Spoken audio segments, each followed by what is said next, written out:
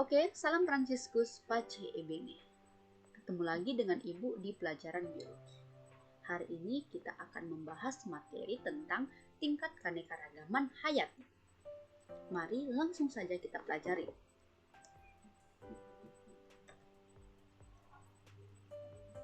Keanekaragaman hayati atau biodiversitas, dikenal juga sebagai biodiversity. Keanekaragaman hayati memiliki dua kata, yaitu keanekaragaman dan hayati. Keanekaragaman artinya bermacam-macam, bervariasi. Hayati artinya seluruh makhluk hidup. Sehingga keanekaragaman hayati adalah variasi yang terjadi pada makhluk hidup. Adanya variasi pada makhluk hidup ini itu dipengaruhi oleh dua faktor. Ada faktor genetik dan ada faktor lingkungan. Nah, interaksi antara kedua faktor ini terbentuklah tiga tingkatan keanekaragaman hayati. Ada tingkat keanekaragaman gen atau genetik, ada tingkat keanekaragaman spesies atau jenis, dan tingkat keanekaragaman ekosistem. Nah, keanekaragaman hayati itu juga dapat dibedakan berdasarkan bentuk, ukuran, jumlah, tekstur, sifat, habitat pada makhluk hidup itu. Ya, begitu juga dengan warna. Nah, kita akan coba bahas satu persatu tingkat keanekaragaman hayati.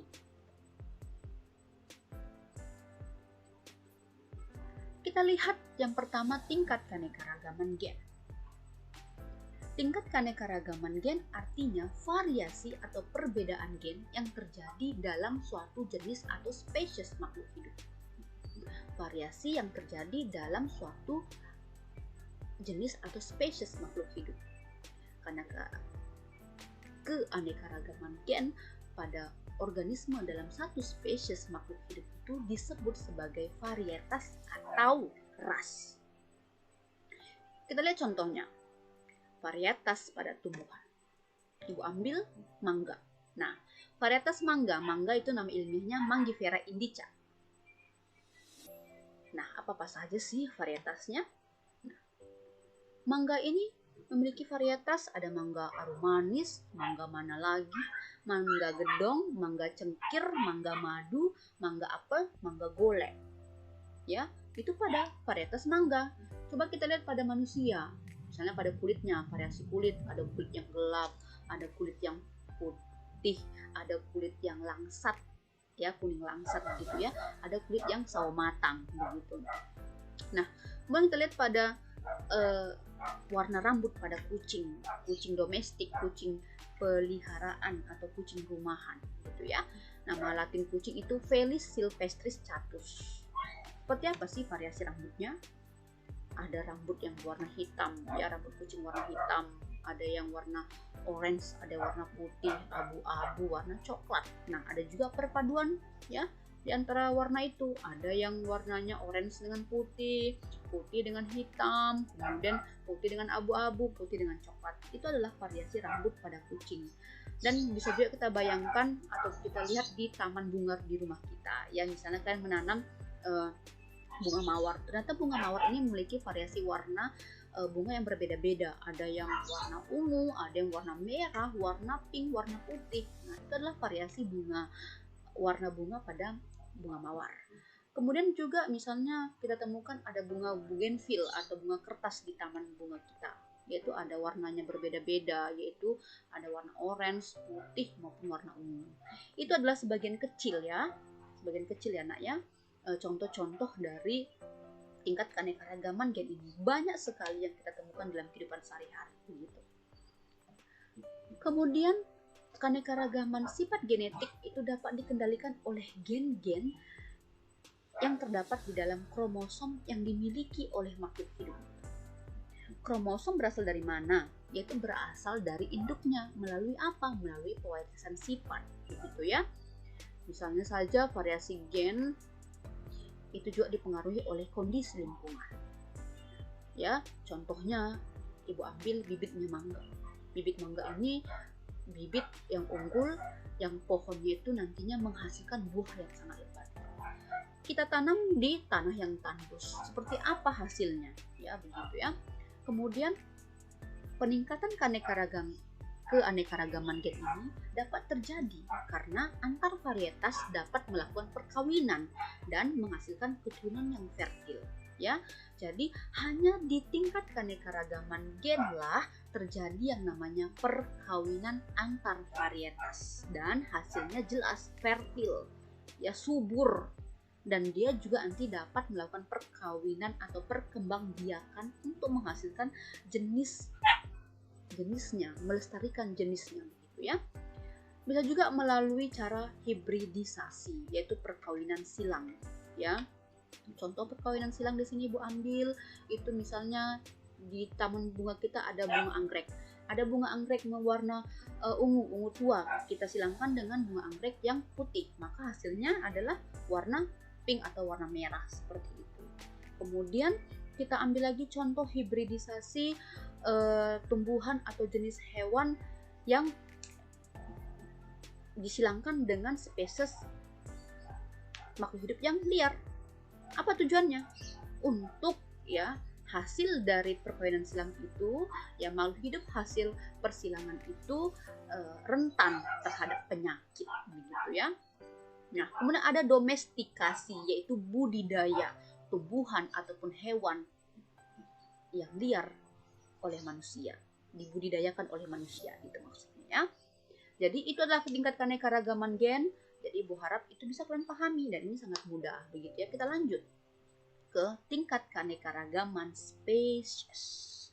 Nah, tingkat keanekaragaman spesies lah yang sangat mudah kita bisa menentukannya, ya. Perbedaannya itu sangat mencolok dan sangat jauh, begitu ya.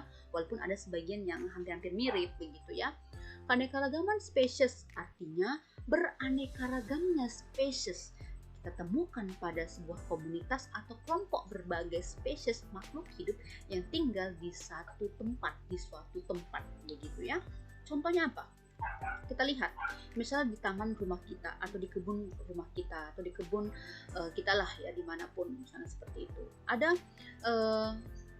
pohon mangga, kemudian kita ada menanam bunga anggrek, kemudian kita menemukan di sekitar kebun kita itu ada serangga, kemudian ada seekor anjing kita temukan di halaman rumah kita jika kita memiliki kebun, begitu ya. Ini termasuk keanekaragaman spesies di halaman rumah, begitu. Kemudian keanekaragaman spesies dengan ciri fisik yang sama. Sekilas kita lihat tuh dia tuh sama, nah, ya. Padahal itu jauh sekali perbedaannya. Seperti kelompok kucing ini, keluarga kucing. Ya, mereka masih termasuk dalam satu keluarga karena masih sedikit memiliki persamaan ciri-ciri yang sama. Seperti kelompok ini, harimau, ya, Panthera tigris, ini macan tutul, kemudian ada jaguar, kemudian ada singa, seperti itu. Contoh lainnya, ini keluarga kacang-kacangan, ya. Secara fisik kita lihat mereka ini sama, padahal sangat jauh sekali perbedaannya, begitu ya. Lihat saja nama-nama ilmiahnya sudah sangat jauh sekali perbedaannya. Begitu juga dengan kelapa, ya. Begitu juga dengan kelapa. Kita lihat dulu. Kelapa ini ada yang nama ilmiahnya saja sudah sangat berbeda-beda. Ciri-cirinya memang sama, yaitu memiliki daun yang berbentuk pita, begitu ya. Ada pohon kelapa itu Cocos nucifera, pohon aren arenga pinnata, pohon pinang areca satechu, kemudian ada pohon lontar yaitu Borassus flabellifer, begitu. Jadi itu adalah keanekaragaman spesies, dan di keanekaragaman spesies ini tidak terjadi yang namanya perkawinan. Ingat itu ya, walaupun sedikit ya hampir sama ciri-ciri fisiknya, tapi di sini tidak terjadi yang namanya perkawinan. Ya, banyak lagi contohnya. Nah, ada contoh jahe, ya, jahe kelompok atau keluarga jahe-jahean seperti kunyit, ya, jahe, temulawak, combrang dan lain sebagainya. Itu termasuk ke dalam satu genus atau satu family, begitu.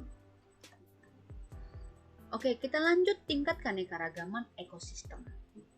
Ekosistem terbentuk karena berbagai kelompok spesies yang berani menyesuaikan diri dengan lingkungannya.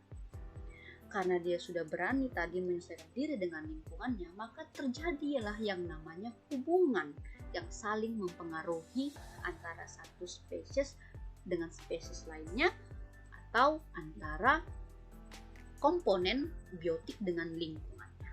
Apa saja ya ekosistem-ekosistem itu? Ada ekosistem alami dan ada ekosistem buatan. Kita akan coba lihat dulu ekosistem alami.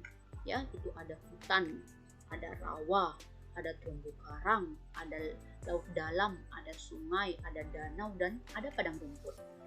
Kemudian kita lihat dulu, apa saja sih jenis organisme penyusun ekosistem yang berbeda-beda itu. Contohnya saja ekosistem hutan hujan tropis, ya. Ekosistem hutan hujan tropis. Jelas ya, beraneka ragamnya sebuah spesies yang beraneka ragamnya makhluk hidup itu biasanya paling banyak di ekosistem hutan hujan tropis. Kita lihat saja apa saja sih yang terdapat di ekosistem hutan hujan tropis ini, gitu ya. Ada pohon kanopi, pohon-pohon yang menjulang tinggi, ya. Kemudian ada kita temukan babi hutan, kemudian ada kita temukan ya sejenis serangga, kemudian ada kita temukan tumbuhan paku-pakuan. Nah, ini adalah secara garis besar yang kita temukan di hutan hujan tropis, gitu. Kemudian kita lihat lagi ekosistem sungai. Apa saja sih yang hidup di ekosistem sungai ini? Organisme yang hidupnya ya, seperti ikan, kemudian ada kepiting sungai, ular sungai, kemudian ada tanaman air tawar begitu, atau ganggang air tawar. Nah, itu adalah organisme penyusun ekosistem. Jadi dimanapun ekosistemnya jelas, organismenya juga berbeda-beda, gitu ya. Kemudian kita lihat ada yang namanya ekosistem buatan. Apa saja ekosistem buatan? Itu ada kebun, ada sawah, dan ada ladang. Itu adalah ekosistem buatan.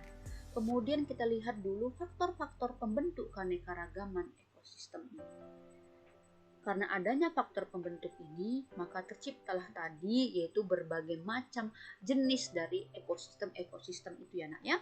Ada berdasarkan posisi tempat, berdasarkan garis lintang, ada berdasarkan ketinggian tempat, iklim, cahaya matahari, kelembapan, suhu, maupun kondisi tanah. Itu adalah faktor-faktor yang menentukan terbentuknya keanekaragaman ekosistem itu. Contohnya, Indonesia merupakan negara kepulauan, ya, negara kepulauan dan terletak di Khatulistiwa, begitu. Memiliki 47 macam ekosistem, ya, baik di laut maupun di darat. Nah, itu saja materi kita kali ini.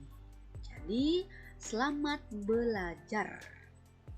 Ibu akhiri, salam Fransiskus Pace Ebene.